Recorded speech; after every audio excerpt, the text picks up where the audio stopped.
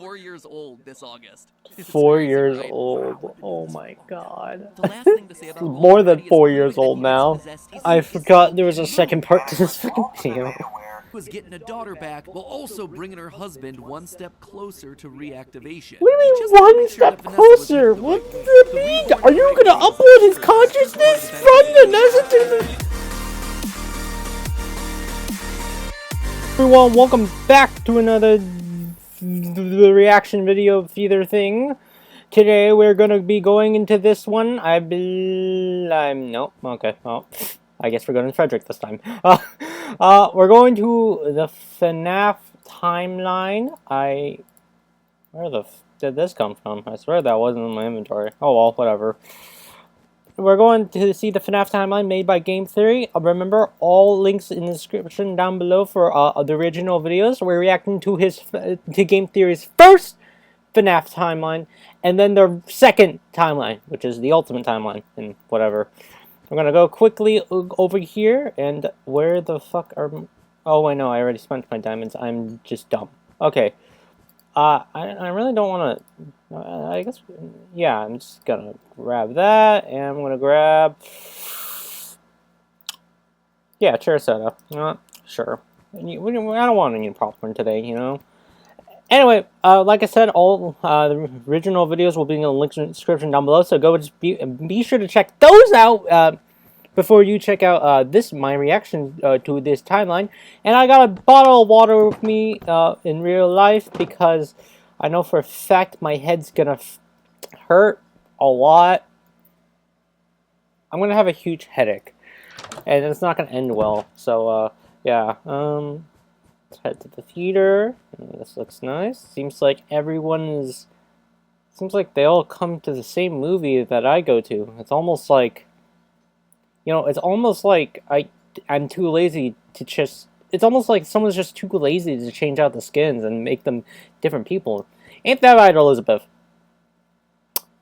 No, not really. This is a reaction theater. I'm not sure why you guys aren't more reactive to it. Well, this guy's always reactive to it. He stares at me. Whatever. Whatever. We'll just sit down. I just want to sit. I'm trying to get the best. Whatever. I'll just put that there. We don't need that anymore. And then I will just have my root beer. You always stare at me. I never understand that. Whatever. Okay, whatever. We'll just sit down and then enjoy the reaction. Oh? What is this? Oh my god, is this the FNAF 2 trailer? I've actually never seen this, so I'm not cutting this. Thinking of the franchise location. This is the original. Nobody's been here for decades. The original. Oh my god. Some little girl got murdered here. Okay. Did you guys hear that? Hear what? The music box. Oh my god, are we gonna see the puppet?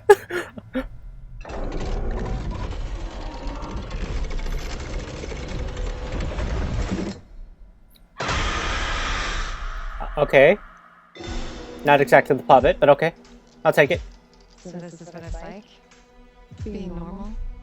I think we've come pretty far, considering what we've been through. Mm-hmm. How's Abby? Some days she's good, some days she misses her friends. This story that you're gonna fix those animatronics? It's only giving her false hope. Can any of you hear me?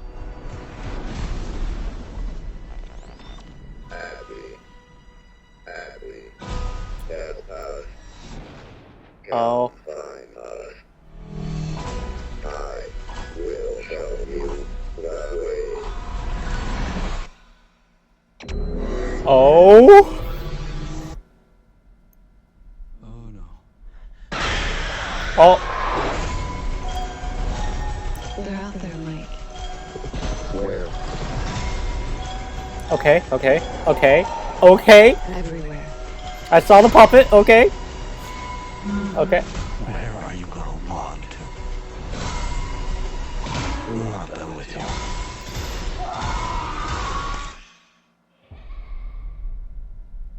Come on.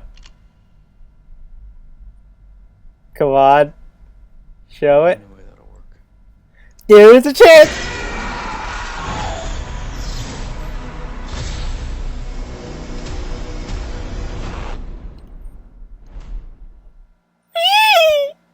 Oh, what's this? Is this the FNAF 2 Of course. Of course. Of course. There's a FNAF 2... We got the FNAF 2 movie and then we got the FNAF 2 trailer. Oh, okay. Alright, alright.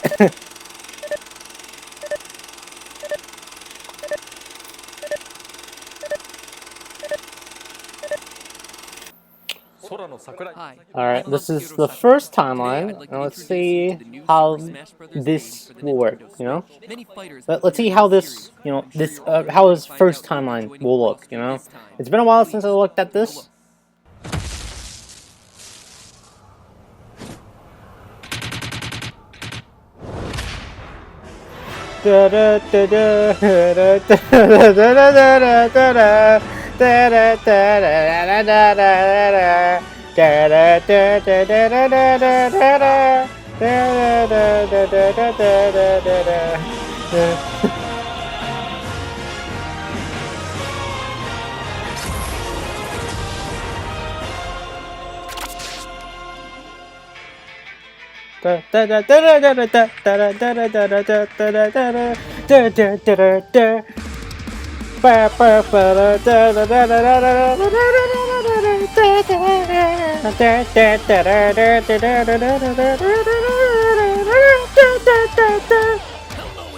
If there's any intro on YouTube that is like in the top 10, it's definitely game theory. It's like that goes so hard for no apparent reason. A bonus 6th night that gets you more lore hints, and then a challenge mode 7th night where you customize all the animatronics. Well, look at the games. We have 5 main games bearing the 5 nights title, a bonus 6th game that was mostly for lore, and now a 7th standalone release where you customize the animatronics. Right. The game releases directly mirror the gameplay. Either Scott is a mad genius, or I'm thinking about things way too hard. Probably the second option. To every little thing and find meaning in everything anyone says, you'll just drive yourself crazy. I heard you last time, Mr. Hippo. But guess what, you Barney reject? Reading into every little thing is the only way to have this series make any sort of sense whatsoever. Case in point, today's episode. With the final novel out and Ultimate Custom Night picked to shreds, it finally feels like the story of FNAF is at its end. Or at least the Afton storyline is at its end. The series will probably come back to tell another story in the same universe later. I mean, it's exactly what Scott did with FNAF 4, the quote-unquote final chapter, ...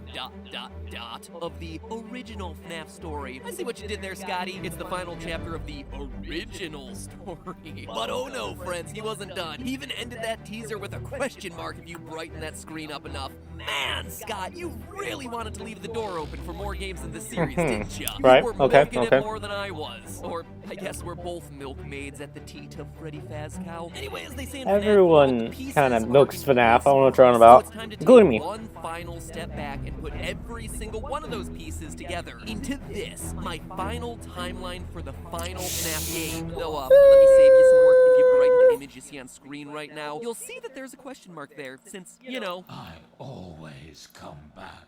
and if he comes back, well, I gotta pull myself a Samurai Freddy and pursue the anime Fox of Truth wherever it may lead. Let's do this. Well, Putting together a Secret of the final Mimic timeline kind of of came events for out, this so series is you kind of incredibly still have to challenging make it and requires us covering timeline. a lot of really minute details from literally every element the series has ever released. This is my longest, most involved theory in 7 years, covering every square inch of the series. That's So, not fair warning true that this for what episode we're is not watching for the today. faint of heart. It is extreme. A way for me to simultaneously flex my knowledge of the minutiae of the series, all while trying to come up with a satisfactory answer to pretty much every question it has ever thrown our way. And of course, there are some questions that don't have clean answers, which I'll be calling out for you as I go. So for those of you who want to take the challenge and attempt a timeline on your own, let me first explain my thought process. As I was writing this episode, there are 3 hard and fast rules that I applied. First, it's important to note that I put greater emphasis on information that was released more recently in the series. While, yes, everything in I the agree with series that. That's is a good idea. by That's a FNAF good 4 idea. and even more Lorso's sister location, we can assume that Scott had a complete picture of the story in his mind. It's easy to forget that FNAF 1 was going to be Scott's final game after years of trying to be a game designer and hitting dead ends. Do you really think that he imagined a lore so deep that it would cover 8 games, 5 books, and countless teasers? I That he agree. predicted his story I would agree be with this. so I agree massively with this. popular that it would involve I undead agree with purple rule number people 1. way back when we were all just making memes about Foxy, Swiggity, Swooty coming for that booty. Probably not. So it's safe to assume that the newest information we're getting in the games is the most accurate in pointing to the final story he's looking to tell. So Yep, that's I can rule see it. number I can one. see it. Rule number 2, adhering to key dates and events. Okay. Now, there isn't much that's certain in this story, Alright. which means that the things we do know must serve as fixed points that the other details fit around. We know for a fact from FNAF 1 phone calls that the animatronics are allowed to walk around freely until the bite of 87. We know from FNAF 3 calls that the golden spring-lock suits are eventually retired to a back room after a tragedy at a sister location, the FNAF 4 Bite, which itself takes place in 1983. FNAF 3 also tells us that at some point William Afton tries to dismantle the robots, whose spirits rebel, causing him to become Springtrap, eventually getting himself sealed up behind a wall until the workers at Fazbear Fright discover his body and set him loose again. Details like those have to be our guideposts if we're having any hopes of getting anywhere in the story. Okay. And lastly, rule number 3, realizing that this isn't just a simple linear timeline. I think we already figured that out. That multiple Fazbear locations exist at the same time, and that the events in one affect what happens in other locations. For proof, just look at Phone Guy in FNAF 3. Welcome to your new career as a performer/entertainer for Freddy Fazbear's Pizza. Right now, we have 2 specially designed suits that double as both animatronic and suit. After learning of an unfortunate incident at the sister location involving multiple and simultaneous spring lock failures, the company has deemed the suits temporarily unfit for employees. This not only tells us that the first Freddy Fazbear's Pizza had 2 golden suits, but also that the first Freddy's was open at the same time as the FNAF 4 Freddy's. The spring lock failure in the FNAF 4 location prompted the yellow suits to be retired in the FNAF 1 location. In short, a lot of these events overlap. Okay, my head's already hurting, and I hate it, and I'm glad I have water. Something tells me I need more water, just to hydrate my brain.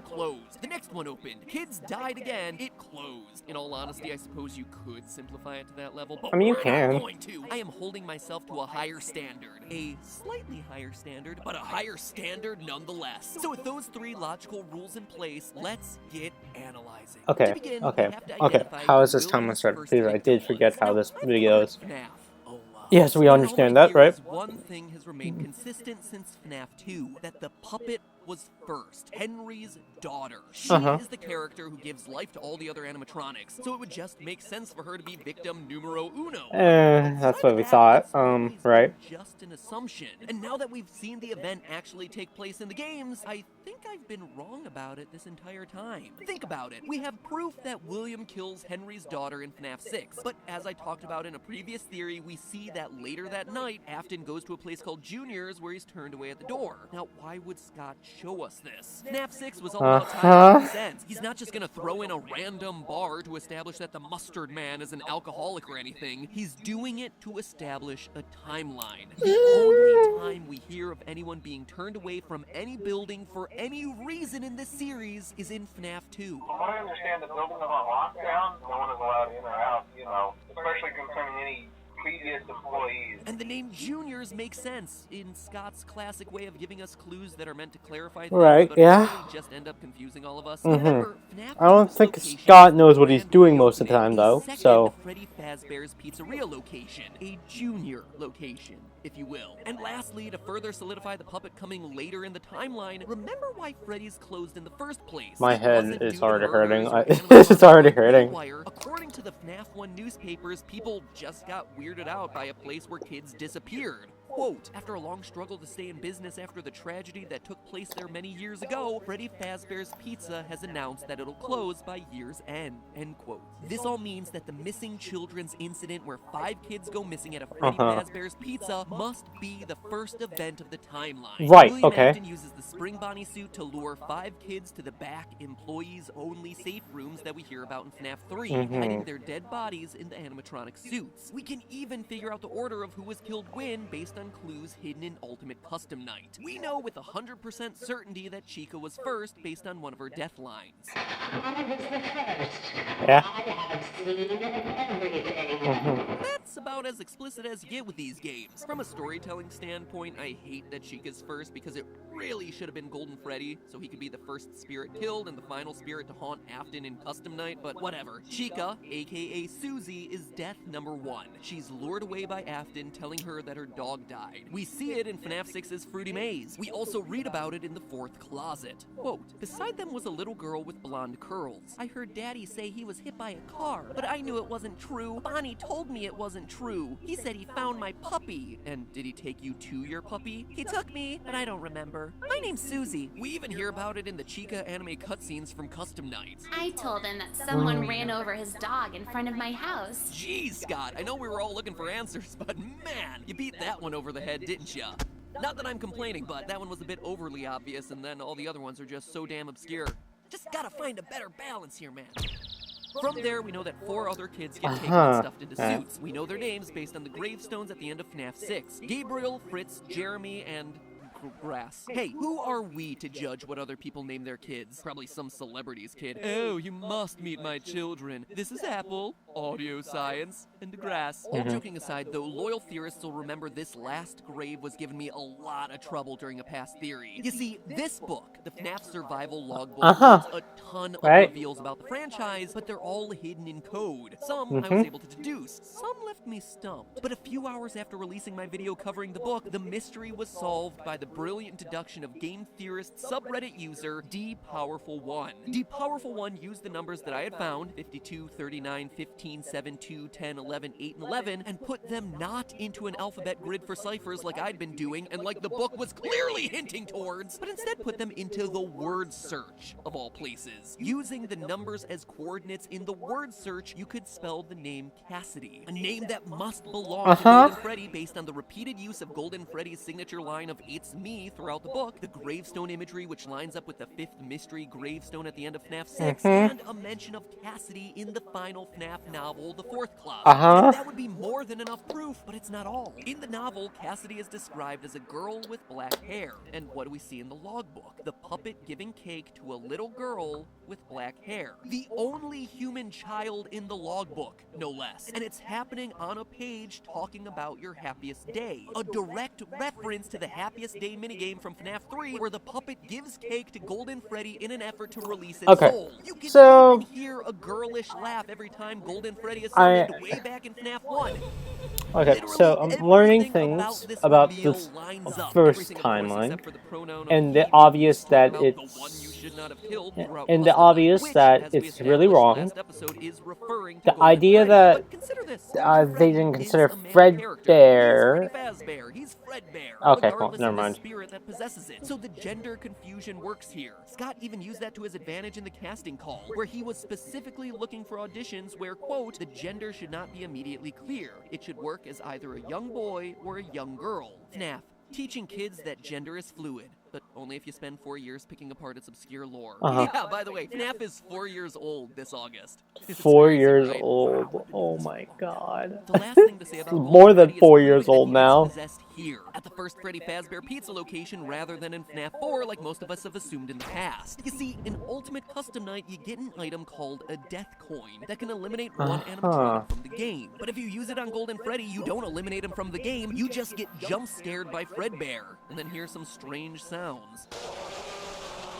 Ah!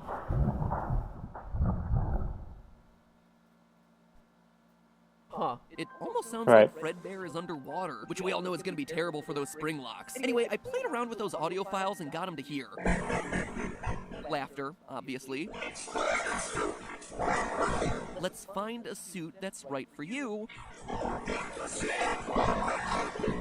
And there was more fantasy and fun where I came from. That last one feels really I hate that how I heard all of that without needing him to say it. About my love of fantasy, fairies, and long walks on the beach first. From Pop Goes. My emotions. However, the phrase fantasy and fun is a direct reference to the first game in the franchise, where Phone Guy welcomes you to Freddy Fazbear's Pizza, a magical place for kids and this is how our interpretation of what Phone Guy looks like.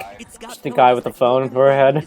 same spirit who speaks to the crying child via the Fredbear plush at the end of FNAF 4, but who dates all the way back to the first pizzeria and the missing children's incident. Phew, you got all that? Good, because that's the easy stuff. Well, not easy, obviously, considering I'm on page 4 of this script and I've only just talked about the first event in the series. But there is consistent logic and evidence to back it all up. I'm starting to remember. Does this have multiple timelines?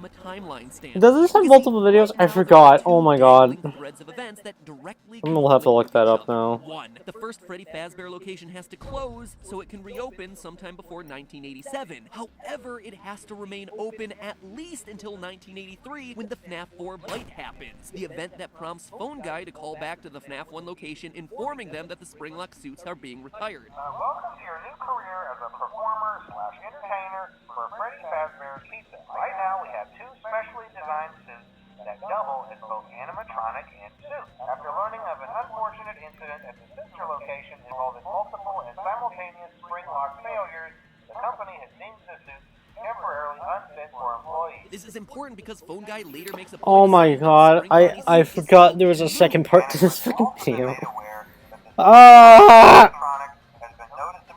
Which implies that Afton is still using it to kill kids, aka the missing children's incident is still going on even after the bite of 1983. That would all be fine except for point number 2. According to Hand Unit and Sister Location, Circus Baby's Pizza World is opened after Freddy Fazbear's is closed. Due to the massive success and even more so the unfortunate closing of Freddy Fazbear's Pizza, it was clear that the stage was set, no pun intended, for another contender in children's entertainment. Again, this wouldn't be a problem if it wasn't for the empty girl's bedroom that we see in FNAF 4. As we established in a previous episode using the FNAF survival logbook, the crying child is Michael Afton, which would make this his sister's room, Elizabeth Afton, the girl who gets herself clawed and goes on to possess Baby on the opening day of Baby's Pizzeria. That's why she's missing and why her room is empty. But that can't happen if Freddy's is still open, and Freddy's can't be closed until the bite of 83 causes the Springlocks to be retired so that Phone Guy can make his call. You see the problem there? Do you understand why creating a timeline of all this stuff is so darn complicated? Anyway, to move forward, we have to apply rule number 1 that I talked about earlier and throw out some of the Phone Guy information in order for the events to work. Freddy Fazbear's first location closes in the aftermath of the missing children's incident. With no pizzeria to serve as his murder den, Afton tries to launch a new restaurant, Circus Baby's Pizza World. It's important to note that this is an actual restaurant and not the underground rental service you see in Sister Location. We'll get to that one much later. Based on the name, we can be confident that this place has a fun aesthetic, which makes it likely that all the animatronics who don't fit into the Freddy Fazbear series of restaurants were made specifically for this place. The Mini-Renas, Balloon Boy, JJ, Dee Dee, and of course, the star attraction,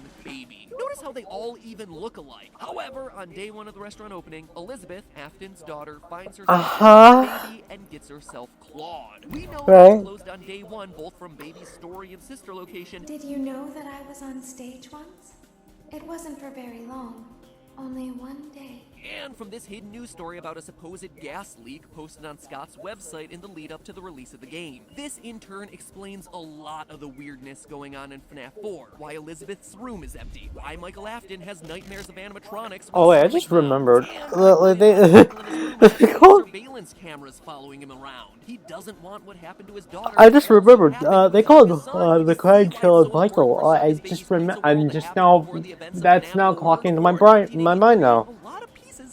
Oh god. Anyway, in the aftermath of the tragedy, he buries Baby and most of the other humanoid characters underground in a facility. Wait, did he come up with the idea that he's a robot? Wait.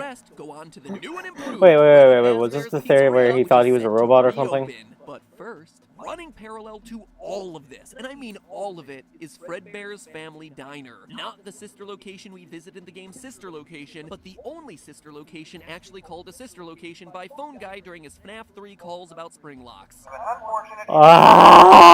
We know for a fact that Fredbear's Family Diner is the FNAF 4 location based on this purple hat teaser that came out with the release of the game. Right in the image, look down in the bottom right-hand corner and fill in the blanks, and you get yourself property of Fredbear's Family Diner. We also know that it should fit here in the timeline because of one small detail that Scott made note of with the release of FNAF 4's Halloween edition. While Nightmare Puppet and Nightmare Mangle weren't canon, he made it clear that Nightmare Balloon Boy was. Now, if I'm right about Circus Baby's Pizza World and the red-cheeked design of its characters, then the crying child would have come across Balloon Boy. He existed at this point in the timeline. But because both the puppet and Mangle don't exist until the FNAF 2 location, neither of them would be appearing in his nightmares. Therefore, not canon. Therefore, the timeline continues to make sense. So at this point, we know how the story goes. He's working there as what appears to be a suit technician. Michael Afton, aka the crying child, has witnessed his friends and maybe even his sister get killed. I mean, he's even locked in the supply closet with what appears to be the body of Golden Freddy. Safety is top priority at Freddy Fazbear's Pizza. What? Which is why the classic suit is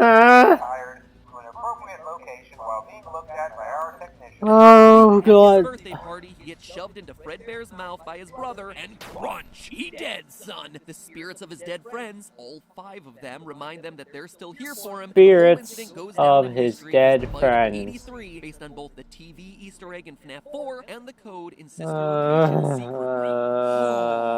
But again, it's here that we hit another little wrinkle. You see, in the FNAF survival logbook, it asks Michael whether his favorite ride was the carousel, a feature that was only present in the FNAF 2 restaurant. This also coincides with my hypothesis earlier about the Midnight Motorist minigame and Junior's being another name for Freddy's version 2. It would make sense that that place that he's going to is indeed him running out to the new Freddy location. But we know Michael gets bit in 1983 and that the FNAF 2 location is open in 1987 based on the paychecks you see in the game.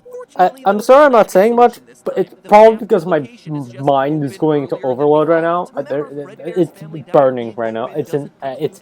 Everything is burning right now. Open at the same time. The new and improved Freddy Fazbear's Pizzeria is just open earlier than we all thought, at least as early as 1983, and continuing through 1987 when a new series of murders happens and the bite of 87 gets it closed down. This all allows Michael to visit that place again, have the carousel be his favorite, but still die in 1983. Because what? He doesn't want to lose another child, especially his own killing spree. He puts security cameras everywhere and uses the illusion sound discs first introduced in the Twisted Ones novel to scare Michael away from the restaurant. That's what he means by he'll be sorry when he gets back. William is intentionally locking him in his room, giving him nightmares. Hence why Michael is so scared every time we see him in FNAF 4. Additionally, Ultimate Custom Night proves that the nightmare animatronics are just that. Nightmares. Illusions. This time, there is more than an illusion to fear. I am given flesh to be your tormentor. Both these lines indicate that before, they were just an illusion, they had no flesh. But now, in the latest game, they are real. So contrary to popular belief, these things were never real animatronics. Just a glorified way for William to keep his son away from his murder locations. Except, obviously, it didn't work. God. Despite his best, well, maybe not his best, but definitely his most stalkerish efforts, Michael gets crunched and dies. A fact that becomes very problematic for the timeline, considering that Michael Afton clearly survived till the end of the games. We see him in Sister Location. We watch him get scooped. We hear about him burning in FNAF 6. How is all of that possible if he's already dead? Surprisingly, there is a way to solve it, and I have the evidence to prove it, but sadly it'll have to wait until next time. This ended up being a 12-page script, which there's no way that we can do all. Yeah, I'm not watching the second part, but if I remember correctly, I think he did call him a fucking robot. It comes back full circle. It comes back full circle. The whole robot children comes back full circle. Comes back all of this. Well, who knows what it does. I feel good about the effort I put into this video, which is really nice. So make me feel good. I'm gonna say this. Yeah, we're not watching the second part for this. Absolutely not.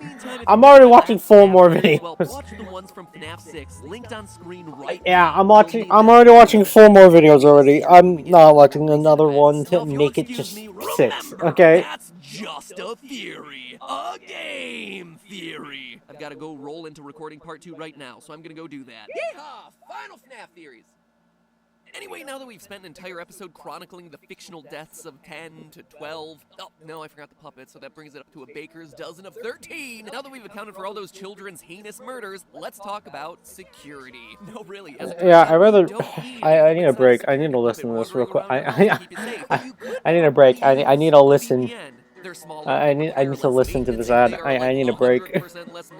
Conveniently Finally, the sponsor for today's episode is NordVPN, which, if you've never used a VPN before, is a great place to start. I've talked about online security and VPNs in a lot of other episodes, from the whole I need it. I just need to listen to this. I just need to listen to this. You should probably check them out because they're what started my interest in using VPNs to begin with. Before that, I didn't really even know what a VPN was. But the short story about them is that they're a program that redirects all the data that comes in and out of your computer from the internet, thereby making it a lot harder for someone to hack you or for other malicious stuff to happen to your devices. It's basically like your own personal internet filter. And there are two things that I like a lot better about Nord than other VPNs because, like I said, after those Watch_Dogs episodes, I've tried a bunch. First, Nord allows you to connect 6 devices with just one subscription, meaning that you don't have to feel wonky about connecting to public Wi-Fi anymore, whether it's using your computer at McDonald's or your phone at Wendy's. I just really like fast food and the internet, and the combination of both those things, okay? Second, the Theorist team and I actually tested Nord's connection speeds relative to other VPNs that we've tried in the past, and objectively, it's way faster. As you can imagine, I go through a heck of a lot of internets working on these episodes, so to me, that was the single most important thing about a VPN. So if you've been worried about connecting to a sketchy Wi-Fi network somewhere, if you have roommates who are fast and loose with your home internet password, or you just want a little bit more protection for all your personal information, get yourself some peace of mind and check out Nord. There's a link to them down in the description below, so click it down there, or simply head to nordvpn.com/MatPat, where they're having a huge discount off their subscriptions with our code. Seriously, it is almost 80% off, which is massive. So go and do it now. Protect yourself the Theorist way. Hackers are way scarier than animatronics. I don't know what you're still waiting for. Security Puppet was not effective. I mean, look at how many kids still died. What were they thinking?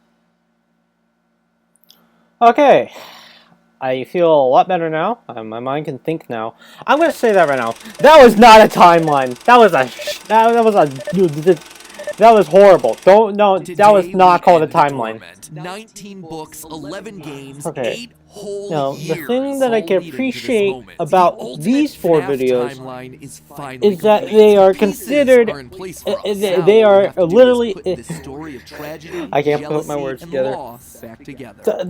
What I like about these 4 videos here is that it's an actual timeline and not a whole theory ranting. That's what that first video was. It was theory ranting. That's not a timeline. That was not a timeline. It was just theory ranting. Attempted a timeline video on this franchise since 2018. Back in the days when Mike was the crying child, Afton coming back was actually a surprise, and Fazgoo wasn't a phrase I'd ever thought I'd have to utter. But since the last time I did something like this, we've had 3 more massive games, the death and the improvement is that you're making this into an actual timeline and not some sort of theory video. Franchise, which honestly is why I'm here today. Oh yeah, speaking of theories, yeah, his explanations are not going to be part of the video at all, because I'd rather just listen to the timeline than him just ranting on for like the next 5 minutes. The only explanations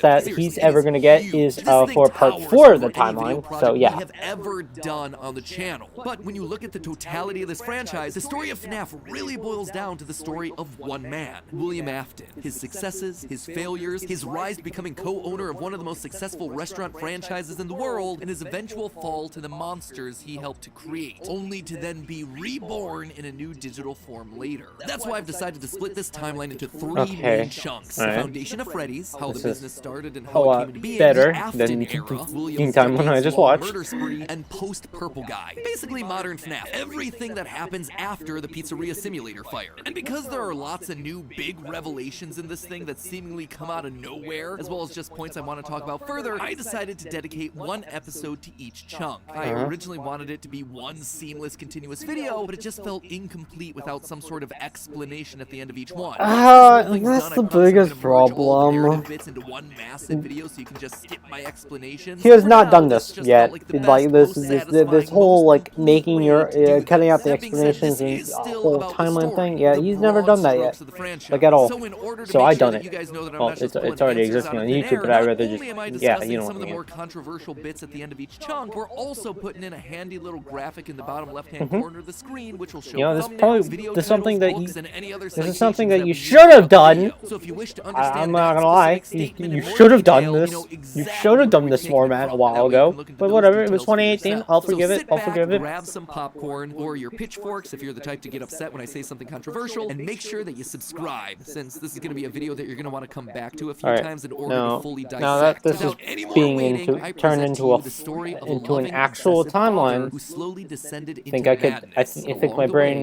won't discovered the be on secret fire to that much eternal anymore. life.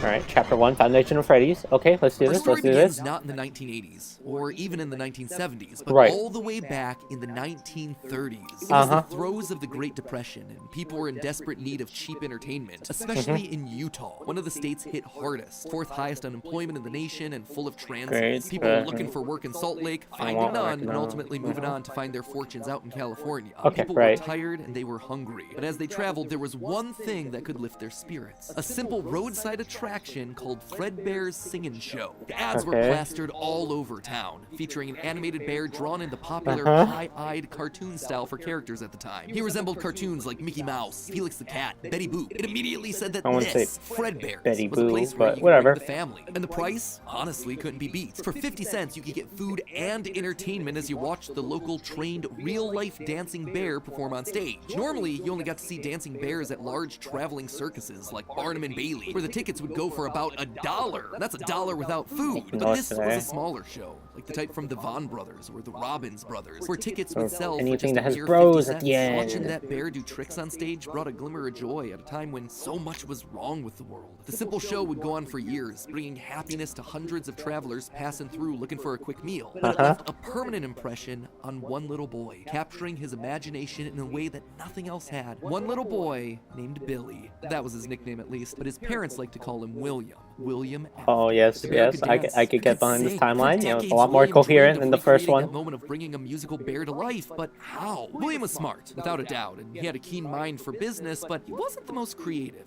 How do you make a singing, dancing bear come to life? The best he could do was using rudimentary costumes. William was inspired by the work of Walt Disney, who throughout the 50s and 60s was pioneering the use of mascot suits throughout his theme park. The big innovation: suits with 5 fingers. Wow. Wow. It's weird. It's really weird to understand.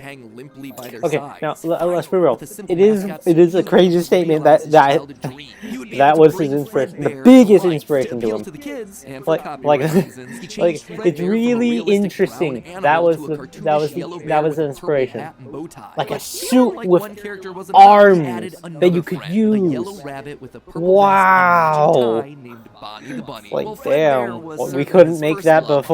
Extra special because that was his. It was an original character that I understand it was a long time ago, but like damn, we couldn't do that before. Were rough with seams and stitches visibly showing, but it was the best that he could do. And you know what? It was just enough. Bonnie and Fredbear would perform on stage to small but enthusiastic crowds. Finally, he was able to deliver fantasy and fun to all the kids, delighting and inspiring them in the exact way that he had been delighted and inspired so many years ago. And things could have ended there. That could have been the end to his story. It could have been perfect had it not been for one thing. Other people saw the success of his idea and they wanted in. Enter Chica's Party World, a rival restaurant starring performing animal characters. I can get behind this. Okay, I can think. Better. William may have been the My first, but head is still hurting from the first timeline, but you know, it's slightly getting better. I have to say that it is slightly getting better.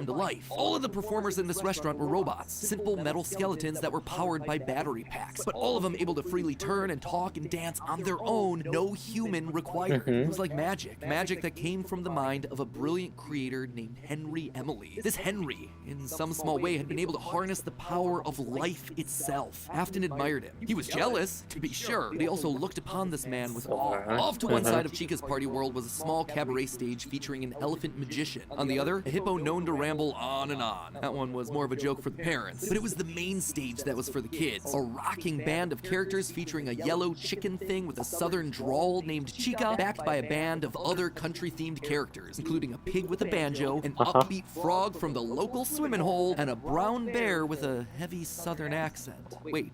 A bear? But bears were his animals. Why not a cow or a horse? Something to fit the country theme a bit I better. like to see a horse, cow animatronic thing. Insult to injury, they had the nerve to call this thing Ned Bear, a direct copy of his own Fred Bear. It really does. No, It really that was not does okay. sound like After that. Jealous admiration turned to hardened bitterness. A bitterness that would only grow over the next couple of years as families continued to choose Chica's party world over Fredbear's. William just couldn't compete. Alright, ran out of water. That's Eventually, unfortunate. his restaurant would go bankrupt, only to get bailed out by, That's of course, really Henry unfortunate Emily. because I'm probably gonna need it for part Another 4 of this humiliation timeline. that William wouldn't soon forget.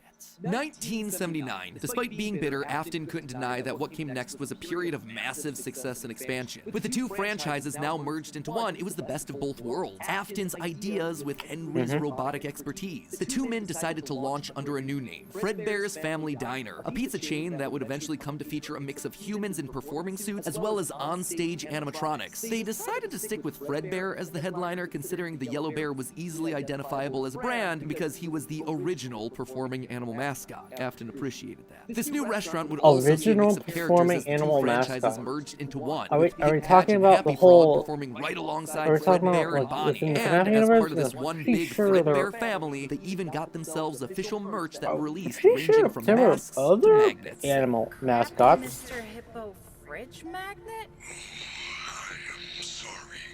That said, not all the characters were winners. The reception to some characters was just mediocre, so they faded away into the dumpster, storage units, and retro budget tech stores of lost nostalgia, waiting for their chance to step back into the limelight if and when a headliner went out of commission. Others, though, would fare much better, like a new Pirate Fox, as well as a blue guitar-playing variant of the yellow Bonnie Okay, is Bunny. he blue or Ultimately, the purple? franchise would get We so never big, understood it would that. spawn its own cartoon I think that's the show, biggest Fredbear question and because Friends. he's Business both was blue booming. and In the purple, end, and he's Fredbear bluish and Bonnie's purple, and then popularity there's would be purple, so strong that they would be able to bluish support purple, the purple, Fredbear's Family blue, Diner blue. franchise all on their own. What color is Bonnie? A new Who sister knows? location dedicated to their friends. In 1983, Freddy Fazbear's Pizza launched, giving a dedicated home to all this new supporting cast of characters: Chica the Chicken, Bonnie the Blue Bunny, Foxy the Pirate, and of course the headliner, a brown Freddy Fazbear. Maybe he's purple due to wear down. I don't know.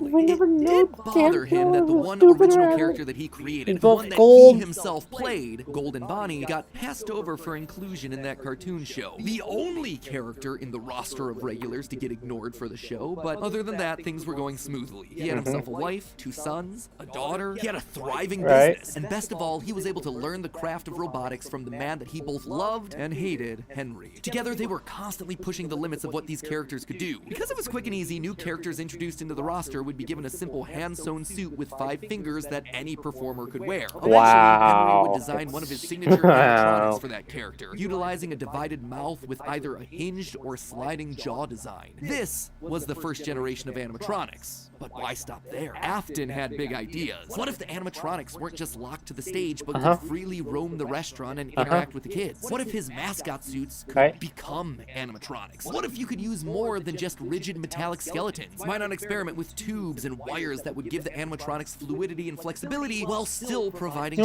like the idea. I like the whole entrepreneurship. I hold like whole entrepreneur ideal mindset. I like it. I like it. Simple singing bear to life, but with robots, he had stumbled across the tools that gave him the ability to control life itself. All right, that's a little too far right there. But you know what? Let him dream. Let him dream. Admitted out loud, one other thing that kept pushing him forward was the desire to beat his former rival, to prove himself smarter and more capable, to surpass the man who everyone else considered to be a visionary genius. But pride cometh before the fall, and tragedy was about to strike. Alright, the afternoon era. 1983, business was booming with two whole restaurant franchises running, Fredbear's Family Diner and the newly opened Freddy Fazbear's Pizza. Together, William and Henry had been able to take the hybrid suit idea and make it into a reality. They called their new invention the Springlock suit, and fittingly enough, it was symbolic of the partnership between these two men, a human suit as designed by William that could become a freestanding Henry-style robot. But because it was still new tech with kinks to work out, the rollout was limited, restricted only to the Fredbear's my problem with the Family Springlock suit is it's in animatronic mode first. Why not make it suit mode first to make it a little more safe? Like, sure, yeah, I don't know. I'm not a damn engineer for animatronics. But you know, I'm just saying, it's like I feel like it would be a lot more safer if it was suit mode first, then animatronic mode, because you know, you would think that would make sense, but whatever. I don't care. It's not like it's not like everything's hurting my head or whatever. It's like everything hurting. Also, hey, Michael pulling Michael now. Michael has a foxy mask now. He's not a crying loser anymore. The ultimate prank. A prank that just so happened to be on this crying child's birthday. He and his friends would take his scared little brother and make him do the one thing that he was terrified of doing, getting close to the animatronics. I'd never do this in real life. This is the worst idea. His brother squirmed, screamed, don't ever get close to freaking robots in real life. Squirming boy up to Fredbear's lips. It's a really bad idea. Shut. The sensitive spring locks inside the body had been triggered by the boy's movements. They'd immediately clamped down. The wriggling stopped. The boy went limp, but it was just a prank. It was meant to be funny. The boy was taken to the hospital and was immediately given an IV. Flowers and pills filled the nightstand next to his hospital bed, but the damage was too severe. He couldn't recover. As the younger brother's consciousness began to fade, he could hear Michael's last words, a small and flimsy apology. Of course. His father, Williams, through the voice of the Fredbear plush, were a firm and committed promise to a dying son. You're broken. I will put you back together. This would not be the end. No matter what, William's son would live again. It would just take time. Time that, right now, he just didn't have. His young son's heart flatlined as the boy faded into the inky unknown of the afterlife. In the aftermath of the tragedy, changes started happening around the restaurants. Kids were now required to wear security wristbands to prevent anyone from getting outside without parental permission. Any kid who approached the exit without permission would have to answer to the security puppet, a marionette on strings that could fly around on rails across the restaurant to stop kids in their tracks. It was William's idea, inspired by Michael constantly leaving the restaurant without his mother. In the wake of Fredbear's Springlock failure, all the hybrid suits were getting retired, locked away at the nearby Freddy Fazbear location. It was yet another tough pill to swallow after all the hard work that he and Henry had put into them. William would eventually bury the boy's small body in a remote location out in the woods right alongside his drive into and out of work every day. The death of this little boy sent the family spiraling. His wife, crippled with grief, was so distraught that all she could do was sit and watch TV. But his son Michael was far worse. Complaining of seeing hallucinations of a golden bear standing outside of his window. The boy was so racked with guilt that he was convinced that he was being haunted by the ghost of his brother stuck inside the suit that took his life. The suit's three-toed feet digging into the wet earth. The words, "It's me," ringing through Michael's ears. Some nights, Michael would even go so far as to break out of his room to check the gravesite and ensure that his brother was still there. As for William himself, he disappeared into his work and his drinks. Junior's, the local bar, was Junior's is not Freddy's 2. It is an actual bar now. Okay.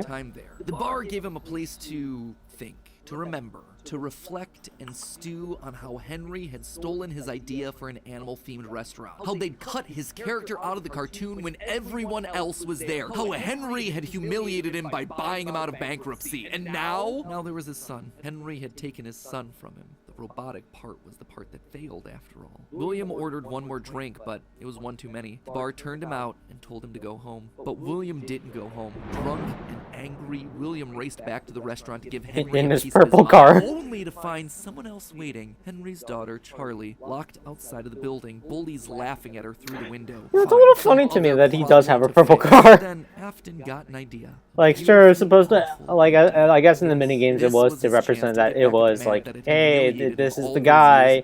But then again, you know, it's still a purple car. It was time for William to do some killing of his own. Let Henry feel what it's like to have something you love get ripped away. While parties continued inside the walls of the pizzeria, William attacked Charlie in the back alley. It felt good. He felt free. The years of resentment and bitterness trapped in his heart finally released in a moment of pure unapologetic evil. He would make Henry hurt like he hurts.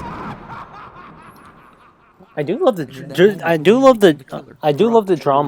from this timeline. I really do. Forced to confront his family problems later that night, appalled but also a little excited by what he had just done. Charlie's death would remain on the books as a random act of violence. Though Henry had suspicions about William, there was no physical evidence, nothing that could link him back to the crime. In the weeks that followed, Fredbear's family diner would close for good. Two high-profile deaths around the restaurant with two grieving owners in such a short period of time was just too much bad press to handle. Besides, Freddy Fazbear's was still open, and it was the newer restaurant anyway. All the equipment from the diner, including the old yellow suits and security puppet, would get retired to that location, and there they would sit for 2 uneventful years. The rest of 1983 and 1984 were spent quietly grieving. Freddy Fazbear's Pizza and the new cast of characters were a hit. Tragic memories of their yellow predecessors quickly faded. Afton kept a low profile and buried himself in work and research, quickly reaching Henry's level of engineering and even surpassing him. And while Henry slowed down to grieve, Afton kept going, even starting his own company, Afton Robotics, for all those pet projects that were a little bit too experimental for the regular operations of the pizzeria. The first of these experimental projects was a secret workshop under his house, a veritable bunker, which allowed him to work while still monitoring his kids via hidden security cameras. 1983. A passcode that served as a constant reminder of why the cameras were so important, why he was down there in the first place. This was all to fulfill the promise that he had made to his son, right? I will put you back together. This was for him, all for him, right? But cameras weren't enough. He needed to solve the runaway Michael problem. He had to keep him in the house. He couldn't have another one of his kids wind up dead inside of an animatronic suit. So why not run a little experiment on Michael? You see, all this work with Henry had gotten Afton to start learning more about life, robots, the human mind, and what a fallible machine we as humans were. A little experiment on your child is insane,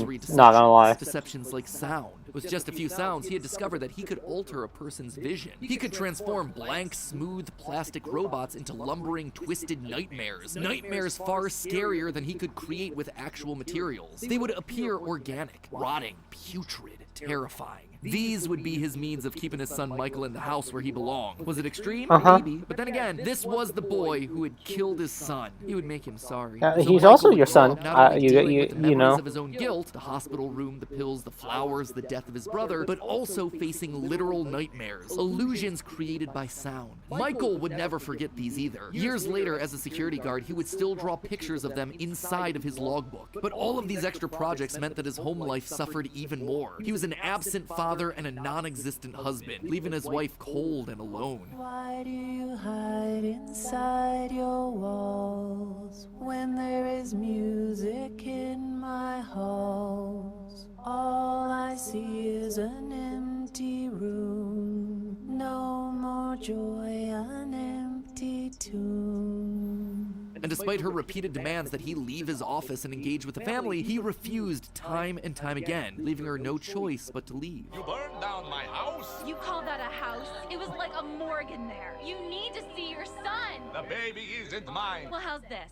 I'm keeping the diamond ring. And through it all, there was one lingering feeling. William wasn't done. He had gotten a taste of what it felt like to be unleashed, what it felt like to be free. Charlie's murder had unlocked something in him, and he wanted more. June 26th, 1985. Okay. Putting on the Golden Bonnie suit, he lured children one by one to the back room of the pizzeria when no one was looking. At first, he was cautious. He would lure them with promises of cake and cookies. He the told ultimate them guy. that the dog had died. He would ask for help with homework. Susie was the first. You never truly forget your first. I was the first. I have seen everything. But where to hide the bodies? He couldn't sneak out. Someone would see him. He had to hide them in a place where they'd never be found and where they'd never leave the building. They had to be stuffed.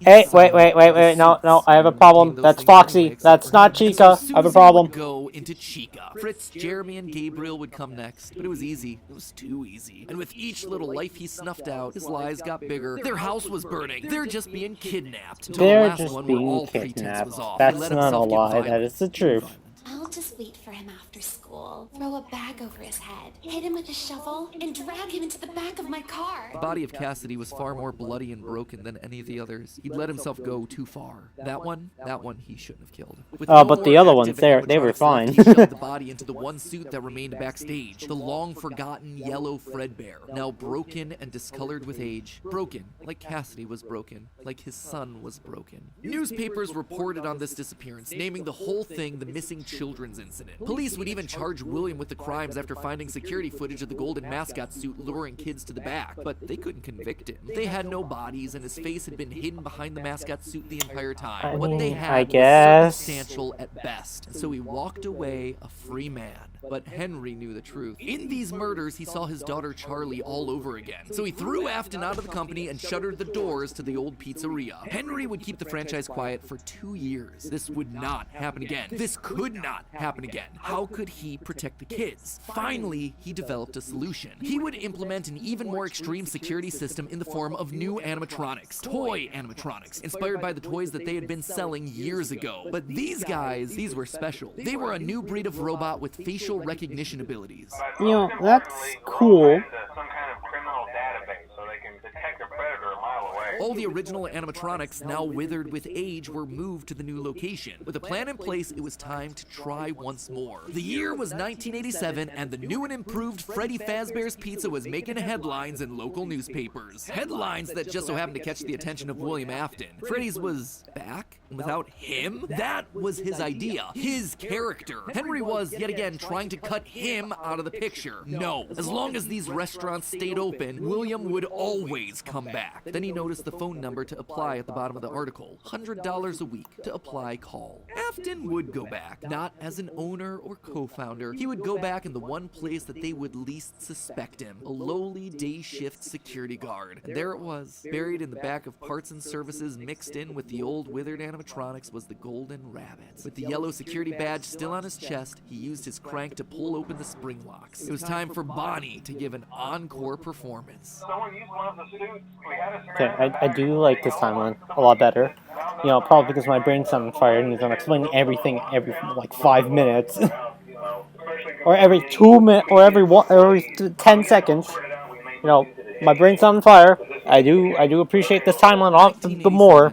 5 more kids. And that is also actually an actual timeline. 2 long years of waiting, or knowing how devastating this would be to Henry the next morning. He didn't even try to hide his crime this time, just meant more blood on Henry's hands. What is with you staring at me? I will never understand you. The restaurant had only been open for a few weeks, but William was sure that this would get it to close. Good, if he couldn't have Freddy's, no one would. Whenever a new pizzeria opened, he would be there. But as he sat in his bunker, something else started to linger in William's mind. He had seen something strange. The old withered animatronics, they had been wandering around the building, spurred on by the puppet. It was almost like those old robots were trying to save the kids. Save them? They couldn't, obviously, but still, how were they moving? It was almost like they had been given life somehow. Did he have something to do with that? The following day, the news would report a security guard getting bitten by one of the animatronics during the day shift. My biggest problem right now is that William's curiosity was stronger there's now no than his explanation here. bloodlust. He had to learn more, but how? There was no way he'd ever be able to get inside another Freddy's Pizzeria. Heck, there was I guess the no biggest way a problem Freddy's would with ever this open again. timeline so He far is needed that to create there isn't something really that much something explanation on brand how new. He needed to create William his knows, own pizzeria. but whatever. Due to the massive success, and even more so the unfortunate closing of Freddy Fazbear's Pizza, it was clear that the stage was set, no pun intended,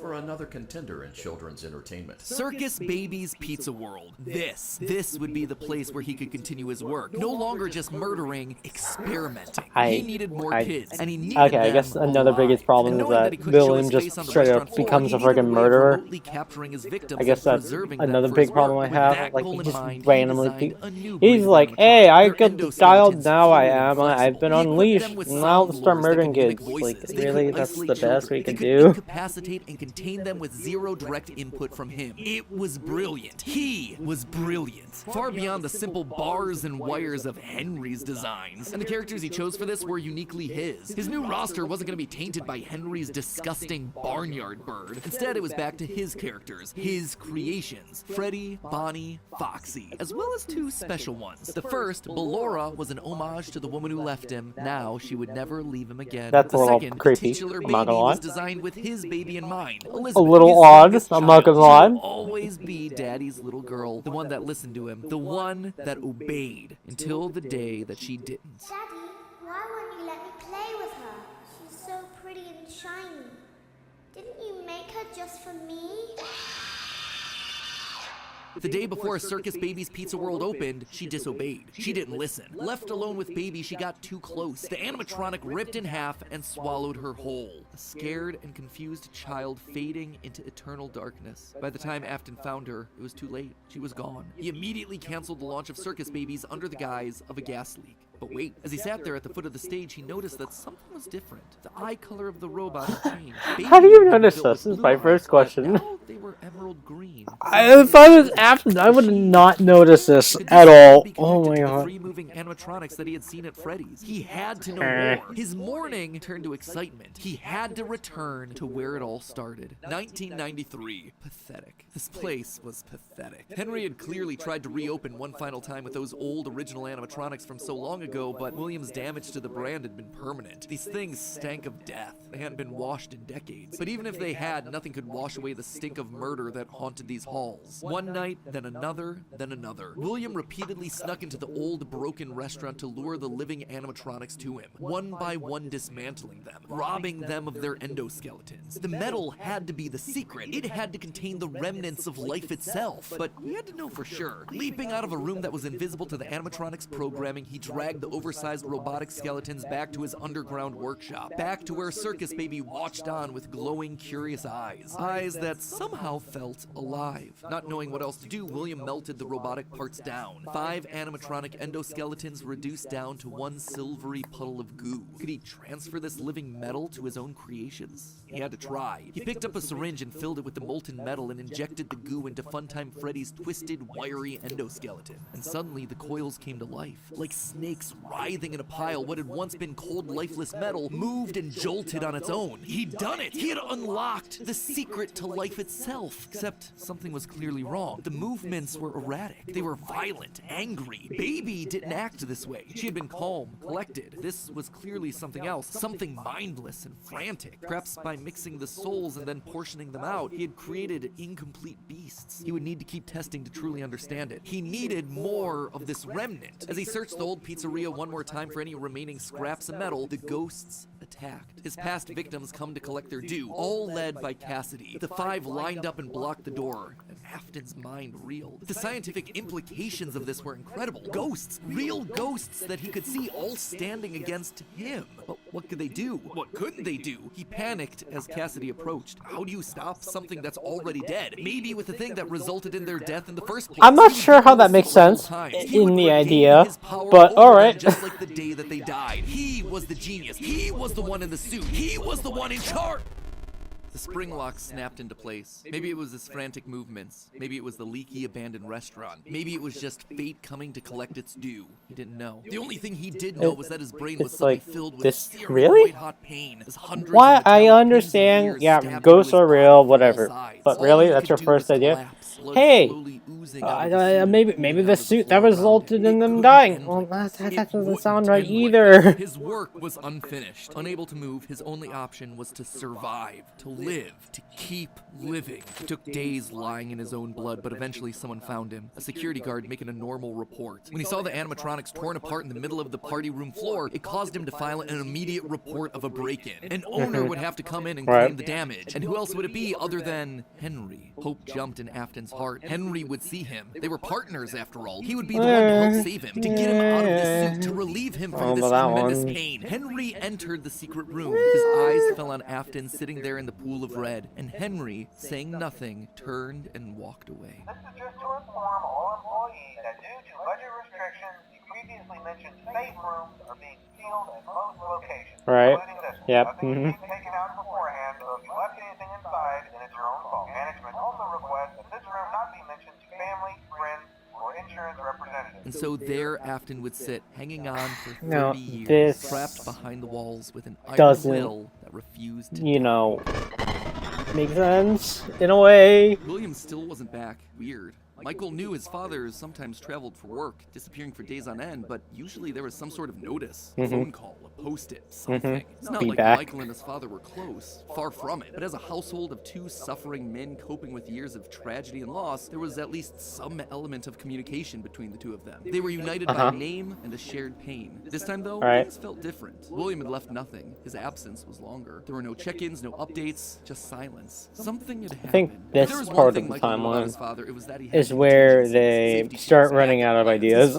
Was a careful and guarded man. Like they're like this is the part of the timeline, like at least Michael's part of the timeline, where they just started running out of ideas because they had no clue where the hell they went, and they were just throwing things out like a dart and just hoping it just hits its mark, you know. Rolling his eyes, Michael entered the office. Never fully understood how William was able to spend so many hours of his days locked up in here. There was just nothing to do. Most of this place was empty. He dragged himself over to the shelf in the corner, expecting to find an emergency contact list, a family safety deposit box. But what he actually found there was completely unexpected. Father, it's me, Michael.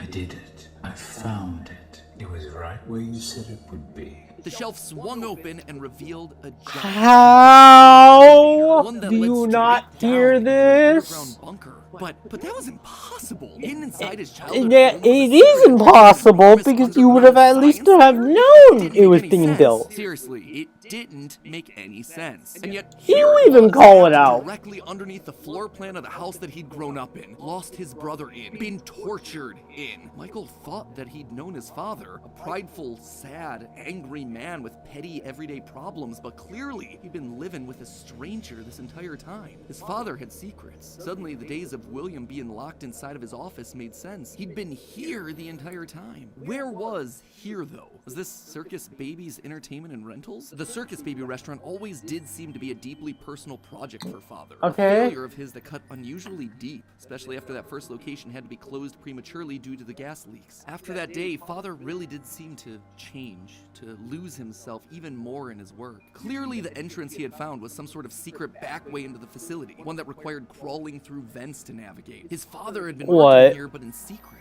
Why? And that's when he found her. At the end of the facility, Circus Baby. His father's pride and joy. Except something was different about her. She wasn't like the others. The way she talked, the stories she told. This wasn't just a robot. She was alive somehow. And not only was she alive, she also felt familiar. There is something bad inside of me. I'm broken. I can't be fixed. Will you help me? Was this his sister? I like how that's your first conclusion, Michael. I really like how that's your first conclusion. Features of these animatronics, storage containers, voice mimicking, parental What the hell did Michael have time to look through all of Was this? his father collecting and experimenting on kids? Were all the rumors that How the hell do you get all this? Where did you get all this information from, Mr. Michael Afton? I would like to know that, because I'm slowly losing my mind right now. All of it. Suddenly, Michael's mind flashed back to his persistent nightmares throughout his childhood. Had he been experimented on too? Tears stung in his eyes as anger, fear, and confusion filled his body. His father's secrets were pouring out. William wasn't just a lame, overworked father. He was a monster, toying with life itself. Suddenly, everything clicked. He frantically looked around the room, blinking human heads on poles, staring back. Green eyes, his sister. Blue eyes, his brother. Closed eyes, his mom. All just staring. Where are you getting this information from, Mr. Michael? How do you know those have any correlation to you? Rebuilding the family that they had both lost. The small little girl robots with their British accents roaming the hallways of this underground facility suddenly took on a whole new context. Were those meant to be his sister? A replacement for her? A clone? Was William building clones of his sister? They seemed to know him, after all, to react to his presence. They were all there. They didn't recognize me at first, but then they thought I was you. He always did have a bit of a resemblance to his father. Michael's mind reeled as the reality of his world crumbled to dust. No, he had to get them out of there. If this really was his sister, heck, if any of these things were human, souls, whatever remnant of the humans that they once were, they needed to be rescued. They always put us back inside. Right. There's nowhere for us to hide here. Led by the voice of Circus Baby, he marched through the now empty halls of the Funtime Auditorium. He would lead them. He would protect them. And finally, he would be able to forgive himself for the killing of his brother so many years. Yeah. You are in the scooping room now. The scooper only hurts for a moment. Scooper? That violent extraction arm? Michael had seen that one in the pile of blueprints. Again, where did you read this from? Michael, where did you find these blueprints from? Okay, I guess my biggest problem of part 3 is the idea that Michael can just found these laying around somewhere. William wasn't the only one looking for bodies, as Michael was about to learn. But if we looked like you, then we could hide. If we looked like you, then we would have somewhere to go. Michael was going to be the hero to help these animatronics, all right. He was going to help the haunted tubes and wires of these animatronics escape, just not the way that he anticipated. His sister had lied to him, another game of pretend. The scooper plowed forward, digging its extraction arm into his body. As he heard his bones ripping through his flesh, Michael blacked out. But something is wrong with me. I should be dead, but I'm not.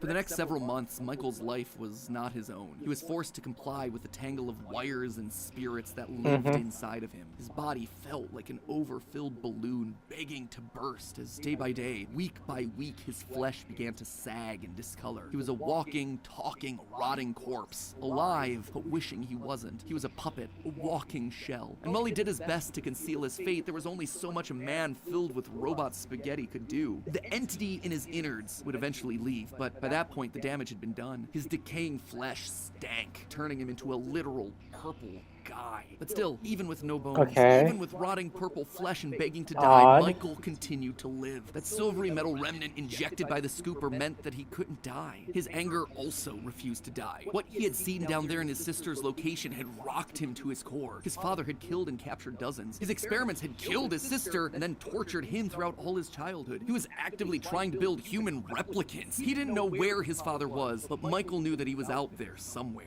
I've been living in shadows. There is only one thing left for me to do now. I'm going to come find you. Michael had to correct for the sins of his father. He had to make things right. Michael would burn Fazbear Entertainment to the ground. Okay, that's your what else first could idea. Your skin was permanently purple. Michael's strategy was simple. He would apply for night security guard positions at the old pizzeria locations. That way, no one ever had to see him or smell him during his shift. And all these old, shuttered locations did need guards. Teenage vandals and squatters. I like this explanation. This explanation Yet sounds no one nice. ever really wanted to work an overnight graveyard shift unless they were practically out of options. Enter Mike. One by one, he would take on the job of security guard, changing his name each time to ensure that no one was able to follow his paper trail. Once inside, he could tamper with the animatronics and figure out how they worked, writing about his experiences. Okay, now this is the part where they clearly had no idea what the hell was going on with the timeline they wrote. New recruits to their summer jobs, even though he was working there nowhere near the summer months. He heard the gory details of his father's franchise from the outsiders looking in, confused and afraid about what was happening in the walls around them. Sometimes he would see his brother in the form of the Golden Freddy suit. It's me appearing on the walls around him. Except now, there was something else there. He was no longer alone. Another angrier presence was also in the suit, as if two spirits were forced to share the same body. And Golden Freddy would attack him now. It was aggressive. Its vengeance wanted to lash out at anyone with the Afton name, anyone who wore a security guard outfit. Over time, Mike worked his way through the old restaurants, the original pizzeria, the bigger, better Freddy Fazbear's. He spent weeks there looking for clues as to his father's whereabouts. And each time at the end of his week's shift, he would then set the location on A little odd, I'm not gonna lie. survive high temperatures after all. Again, Burning away whatever spirit-laden I don't animatronics think that still Michael existed knew inside seemed like a winning exactly what the strategy. hell This the revisiting scooper this nor past remnant causing was. the nightmares to begin again. Hallucinations that I brought him just back don't to his believe childhood. that The Michael guilt would just around set killing his fire brother. to the His damn dreams were restaurants. oddly mixed with the shrill phone calls of the security guards. But it would all be worth it in the end. The goal was to eventually stumble across the one location, the one job that would finally reunite him with his father. Little did Mike know that that day would come sooner than he expected. 2023, an advertisement came across Mike's TV. Fazbear Frights, a new horror This would attraction look like a inspired fire by the ad, though. awful I'm not crimes gonna that lie. happened around Freddy Fazbear's Pizza so many years ago. It made Mike sick. People looking to make a quick buck off the tragedy of others, off his own family. This wasn't a joke or entertainment. Regardless, he had to be be a part of it. If this team was combing through his family's history, they might stumble across something that could be useful. And if his father was truly still alive as he suspected, there would be no way that he wouldn't show Well, I up wouldn't here. say Maybe still finally- alive, technically. final Kind of chapter in dead. his family's Still, marathon of you know. tragedy. Mike applied for the job and was Kind of immediately dead. handed the keys. Years of doing this had taught him that security guards rarely receive thorough security checks. All He also right. liked how creepy Mike looked. He thought it was a costume, on theme for the job. What little they knew. Hey, glad you came back for another night. I promise it'll be a lot more interesting this time. For weeks, there was nothing. But just as Mike considered giving up, he received the call that he'd been waiting for years. You're not gonna believe this. We found one. A real one. Could this finally be him? Sure enough, Okay. there he was. William inside his iconic golden Bonnie springlock suit. Only now it was green and decaying Okay. with age. And there they were, a small family of broken men finally reunited. It's been a long time, Dad. Mike had always struggled with the phantoms of his past haunting him, but now all the animatronics he'd encountered over the past months, hopping from pizzeria to pizzeria, suddenly sprang to life, their burned faces haunting him as he tried to keep track of his father on the cameras. It would seem that William's mere presence had put the spirits on high alert. Ultimately, they were harmless, more annoying than anything else, but there was one that felt different from the others, one that was more than just a mere phantom, the security puppet. If he looked at the cameras at just the right moment, he could see it floating there through the halls. He could even see its reflection in the water pooled on the ground. It would seem like he wasn't the only one there on a mission. While he was dealing with Springtrap, Michael assumed that this one was likely dealing with the spirits of this place, finally setting them to rest. Hopefully this means a happier day for all of us, Mike thought to himself. And in that moment, he felt the air around him release, like pressure being let out of a bottle. The building sighed, as if 5 spirits had finally been allowed to move on. He had the Okay, sense that his brother but was a part it's the of it. thing, The Ennard wood is wiring still inside the building alive. misfired, the dry, desiccated So walls erupted in flames. I don't. Is finished.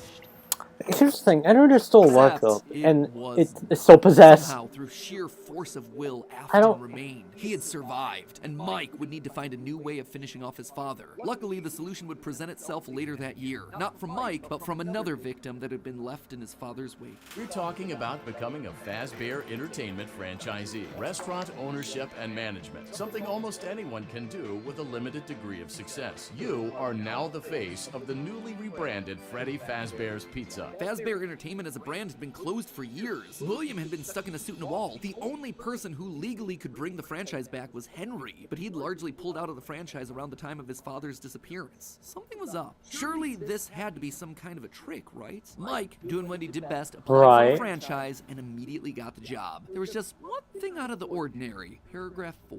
If you are playing this tape, that means that not only have you been checking outside at the end of every shift, as you were instructed to do, but also that you have found something that meets the criteria of your special obligations under paragraph 4. No employment contract he'd ever signed required him to keep special lookout for independently moving animatronics outside the restaurant. Now he knew something was up here. Henry was luring them all back. Rather than trying to go to them, like Mike had done for years, Henry was doing the opposite. He was putting them all under the same roof. He was finishing them off for good. Mike knew this wasn't meant to be a restaurant. It was meant to be a prison. A containment vessel, a locked box meant to trap them all in so they could finally end the madness. It took a few nights, but eventually he was there. His father, the puppet, the robot spaghetti that had once violated his body, and his sister, now hopelessly devoted to serve the man that had once gotten her killed. It was time. He had been instructed to seal the doors and leave, but while he locked everything down, he didn't move on. If this was truly meant to be the end, if the remnant needed to be washed away, he needed to be a part of that. This is where your story ends. And to you, my brave volunteer, who somehow found this job listing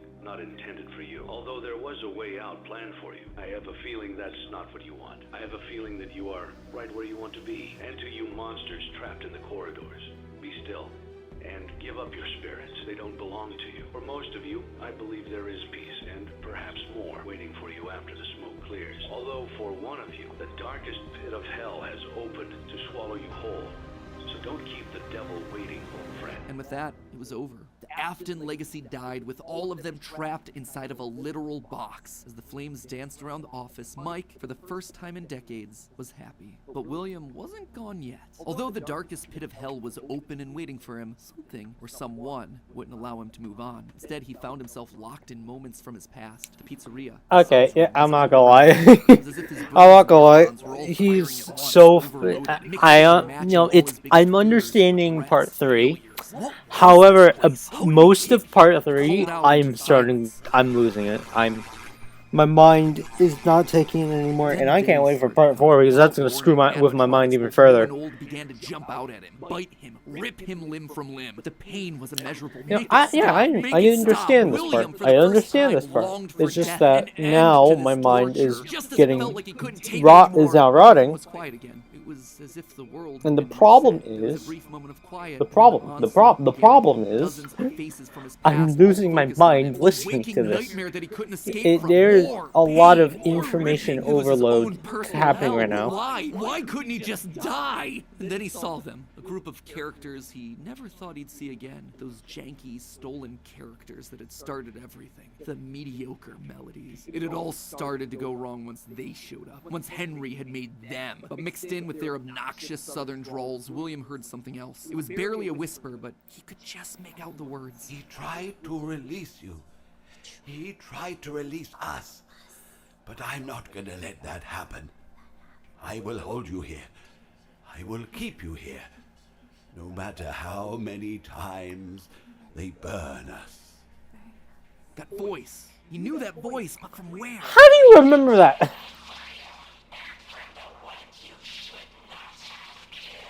The one he shouldn't have killed. William thought back. He'd done a lot of awful things, but there was always the one that stood out. Not Charlie, his drunken act of revenge. Not Susie, his first true murder, no. Instead, it was the one that he had lost control with. The one that he had broken beyond repair for no good reason other than because he could. The one You did the same thing with the other two, though! That doesn't make sense! They were back. Now they were trying to punish him, to make him suffer like he'd made them suffer. It was almost like William and Cassidy's souls had been locked together, fused by a collective rage and spite, each refusing to move on. But while Cassidy was so focused on taking revenge, they actually did the one thing that would be the downfall for so many others. They kept William alive. Even though fire should have destroyed the remnant that was coursing through his being, Cassidy kept William breathing, paving the way for his escape. William's will was so strong, his soul so powerful that he managed to put a part of himself inside the circuitry that Okay, hearing that, it sounds really far out there. A single circuit board waiting for someone to find him and set him free. A person that no one would suspect. Time for part 4.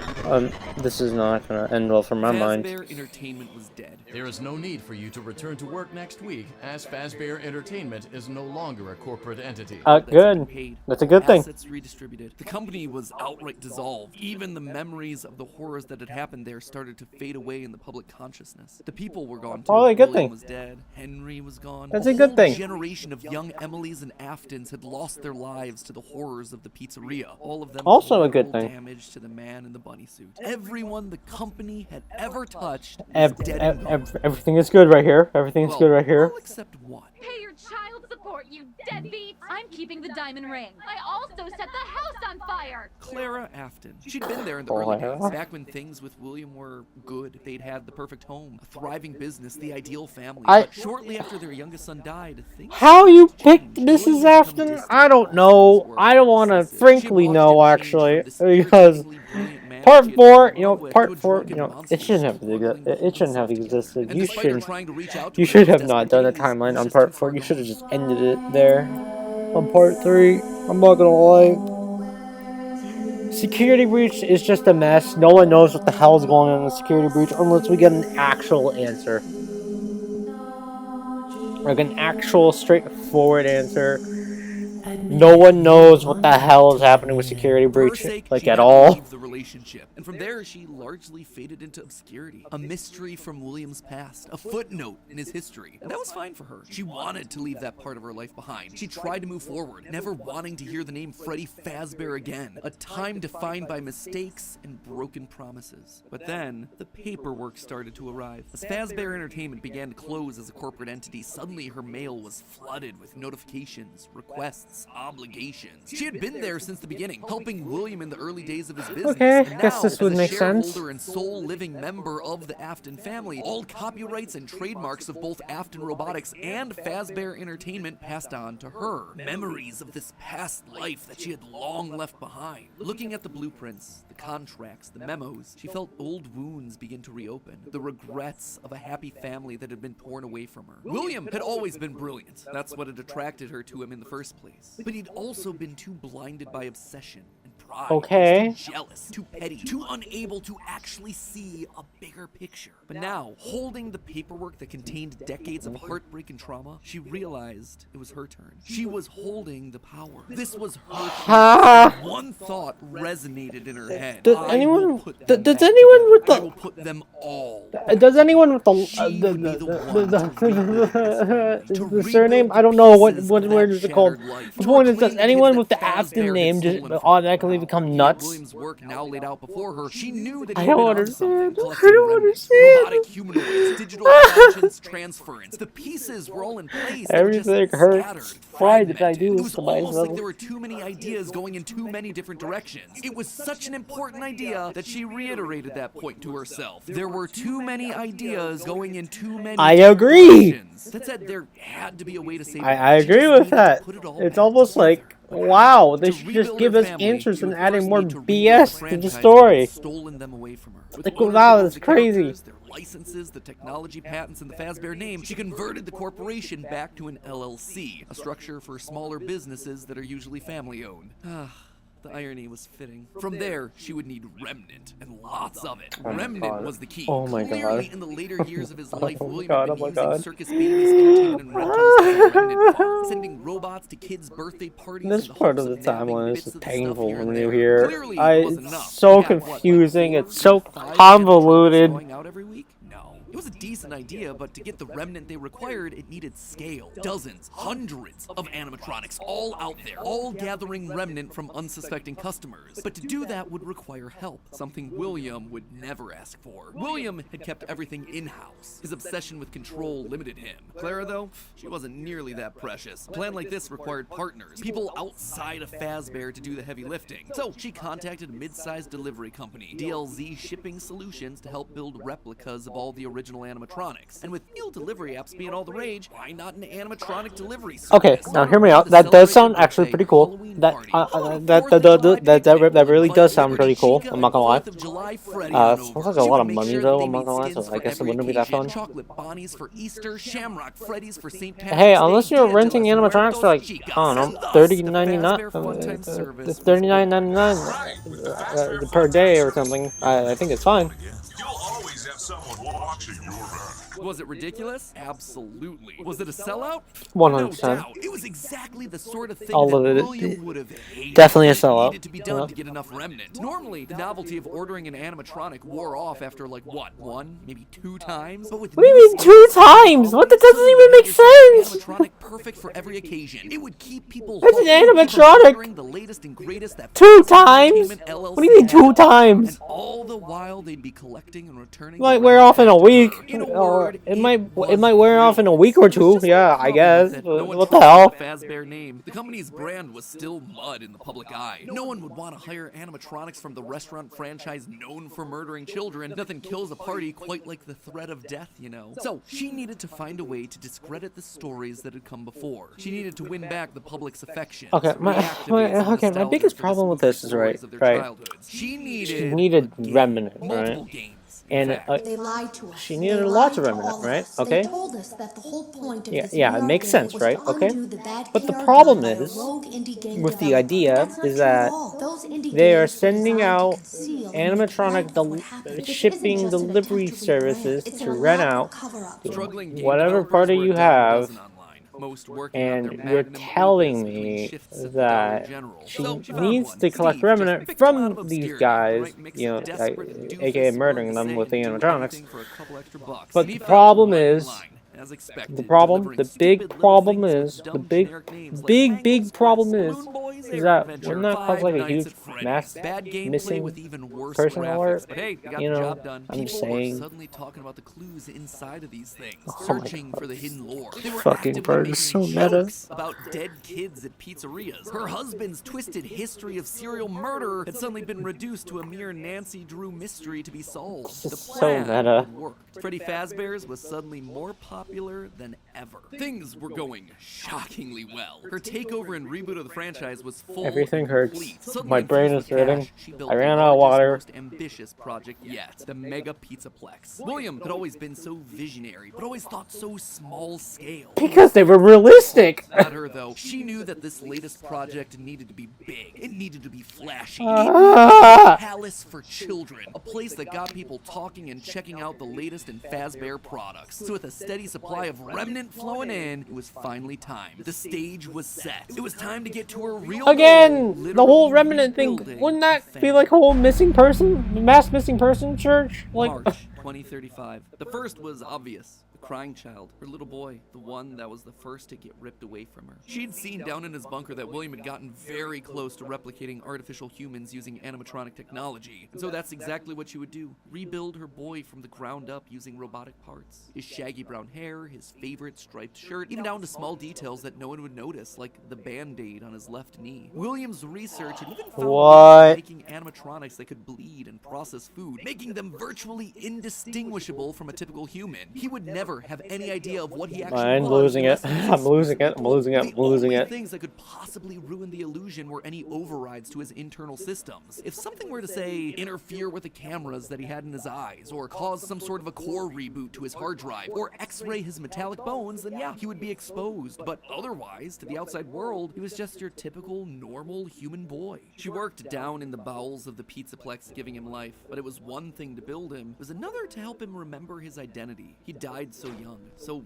early in their history that there was no preserved memories for him. No documentation that she could just download into his digital brain. So bit by bit, she trained him, forcing him to remember who he was. In a corner of the room, she even made a makeshift dinner table, a reminder of their happier days. The family recreated. 2 brothers, a sister, a father, and one without a head. At the head of the table. The one in charge. The one in command. The one bringing all of this to fruition. Oh, okay. But his progress was admittedly slower than she would have liked. At first, he could only communicate through simple ones and zeros, then rudimentary drawings and crude letters. But bit by bit, images of his past life started to come through. Balloons, colors, houses, bears and faces, birthday parties. All for me. Gregory was alive. Oh my god. She felt a warmth that she hadn't in decades. Oh my god. This was the joy that she'd been working towards. This was what it was all for. I think this part 4 is just MatPat losing his mind and then just coming up with random shit at this point. He's just throwing darts. She would need him. And she knew exactly everything hurts. In the ruins of that old Freddy Fazbear's pizza place where Henry had trapped him.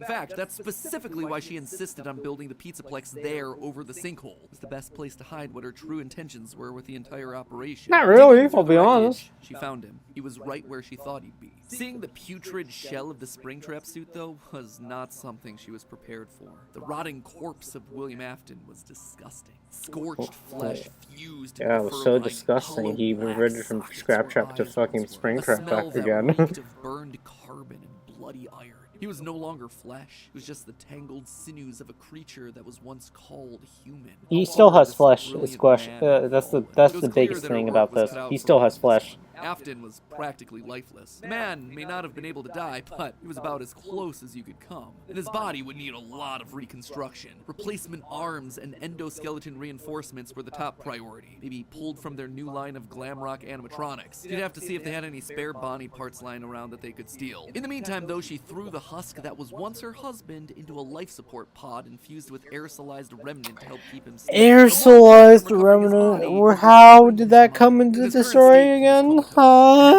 Severe brain damage starts at temperatures over 108 degrees Fahrenheit, wow, 42 degrees Celsius, and years of repeated fires had burned his brain to goo. Gone was the brilliant, frustrating mind that had drawn her to him in the first place. But she had a plan. Unlike her darling boy Gregory, Afton had found ways to record his consciousness. Fundamentally, the brain is only a series of electrical connections after all, so why couldn't you replicate the form of a standard circuit board? You could create a digital consciousness. And one thing she knew about William, he was nothing if not cautious. A planner. Someone who had backup plans to his stop. Don't tell him. No, sure enough, stop right there. It was. Buried in piles of old no, stop it. No. Aha. He needed someone to test. Oh my god. Oh my god. Oh my god. Oh my god. This entire thing is convoluted. Oh my god, we need answers. No, forget answers for the other games. Just give us answers for Security Breach, Scotty Scott, and then boom, we'll be on our way. Answer everything about Security Breach. No cliffhangers, no obscurity right here. We just need answers at this point for Security Breach. No one knows what's happening in there. We need answers, and that's it.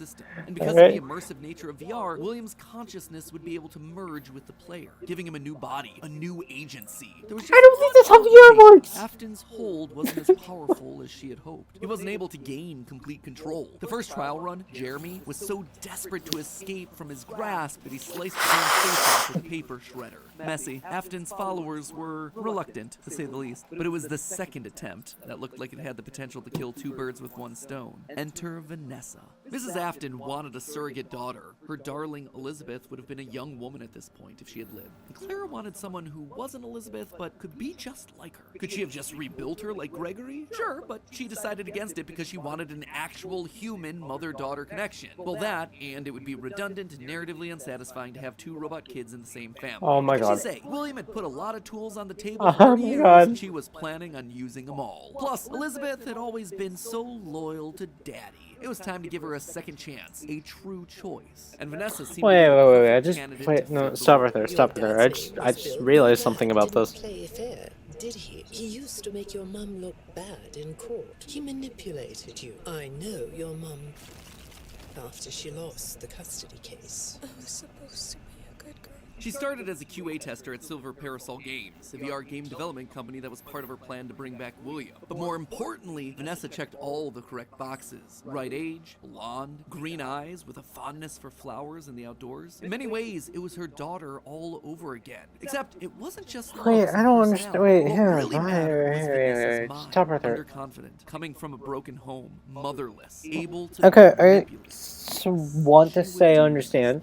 And I want to say that I don't understand at the same time. Elizabeth would have wanted. I will make you proud. And the problem is, it's slightly making sense to me.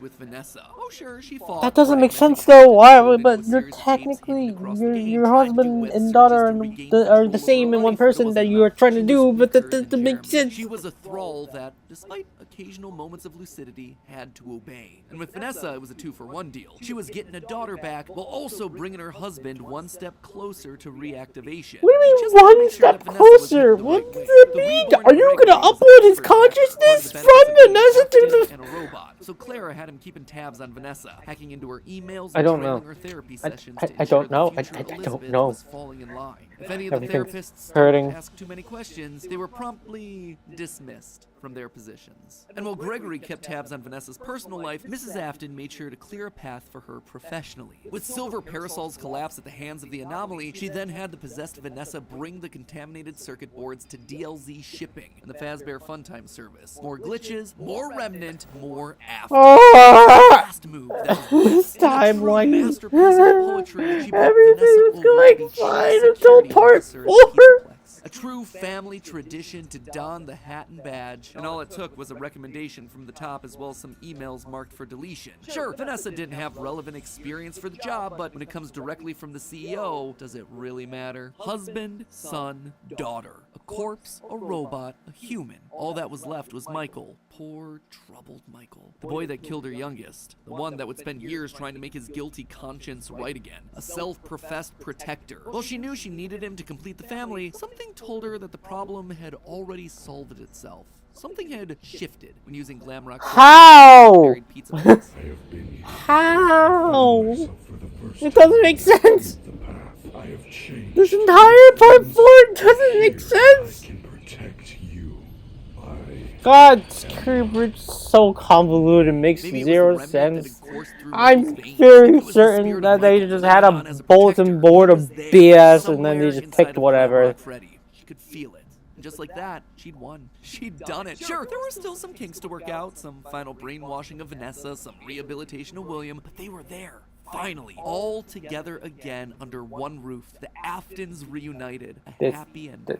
That's how it could have ended. That's how it should have ended. Had it not been for a few unanticipated developments. For one, something was just wrong with the Pizzaplex. Almost as if the entire building was haunted, possessed. Puppet plushies hiding on ceilings, behind crates, places that they had no earthly way of belonging. Staff bots with greasy tears down their eyes acting like they were being puppeteered by some sort of a nightmare. Even their sounds had the echo of nightmares long past. It was as though a guardian spirit of the past refused to move on. As long as her husband was around, it too would linger. Only now, it wasn't in one body, but it was in the essence of the building itself. She had seen stories of houses built on burial grounds getting possessed by angry spirits, but she'd never assumed that it could be real. Then again, in a world of living metal and mind-controlling glitches, who was she to be so judgmental? The whole thing was ridiculous. Why would this be the line that she refused to cross? After all, the Pizzaplex was built over the burial ground of angry spirits, but it was the power cords that finally convinced her that something was wrong. Suddenly, these cords were striped black and white, Why would anyone notice this? Of this place. The materials and wires that constituted it were rebelling against her, against the Aftons, against the quest to bring them all together again. And it was being helped by something else, something slithering through the building. Maybe they were connected, she couldn't be sure, but a blob of living wires could be heard oozing through the walls, stealing pieces and parts of the old animatronics showcased in Rockstar Row. She could only assume that it was a byproduct of all the remnant they'd been collecting. From Afton's testing, she knew that both light and dark remnant existed, one of positive emotions and the other created from anguish, anger, agony. Perhaps this thing was an amalgamation of all the darkest parts of the pizzeria's history. A collection of the hatred still housed inside these defunct endoskeletons. I think this entire video is just me losing my mind, just listening to this. But if any Afton outside of Michael got too close, it would lash out wildly. Even young Gregory, looking to punish the family that had been complicit in its horrible creation. Little did she know, though, that Gregory should have been her biggest concern. That bringing the family together would have some unforeseen consequences. Gregory was normally the goodest of boys. She had literally built him that way. But lately, he'd been disappearing more and more often, disobeying her orders. Requests. She knew that he loved playing on the arcade machines once the Pizzaplex closed, being so good as to top the leaderboard on practically all of them. But lately, he was nowhere to be found. Impressive. She suspected his absence had to do with Glamrock Freddy's failed performance the other night, when he malfunctioned live on stage. Almost as though the core programming of Freddy responded to seeing this rebuilt small boy. Almost like it awakened something inside of him. She'd have to make sure that Vanessa was on the lookout for him. But she'd soon come to learn that Vanessa wasn't enough. Whether it was the influence of the nightmare puppet or a reawakened hatred of animatronics seated deep in Gregory's code, something had caused him to rebel, to rip apart each animatronic in the Pizzaplex. Bit by bit, this boy was tearing down the I slightly stopped paying attention. I'm not gonna lie. Vanessa from her mind control, destroying the remains of Afton in the basement, setting Glamrock Freddy loose. As her carefully created world crumbled around her one more time, she began to plot her revenge. She would have to bring them all to ruin. And there you have it, my friends. Nearly a decade in the making. Okay, well, I gotta go now. I need more water. That's what I need. A little longer than a few minutes later. Alright, well, that's the end of this video. I think this entire video was just me losing my mind. Ever since we got with the first timeline, and ever since we got to part 4. But I hope you guys enjoyed this video. If you guys did, please make sure to like, comment, I can't speak. Make sure to like, comment down below. I can't speak. Make sure to like the video, comment down below whether or not you like the video or not, or what video you want me to react next. And yeah, maybe we'll react to more FNAF stuff. Maybe we'll react to some fan-made FNAF stuff. You know, I think that popcorn is so freaking creepy. Anyway. I hope you guys enjoyed this video. Like the video, subscribe, hit that bell icon right so you get no fun ever make. Comment below what you want me to react next. I am always willing to listen to suggestions with the reactions and whatnots, whatever is in the comments. I'm willing to do that. Remember that. And yeah, hope you guys enjoyed this video. Like the video, subscribe, and see ya!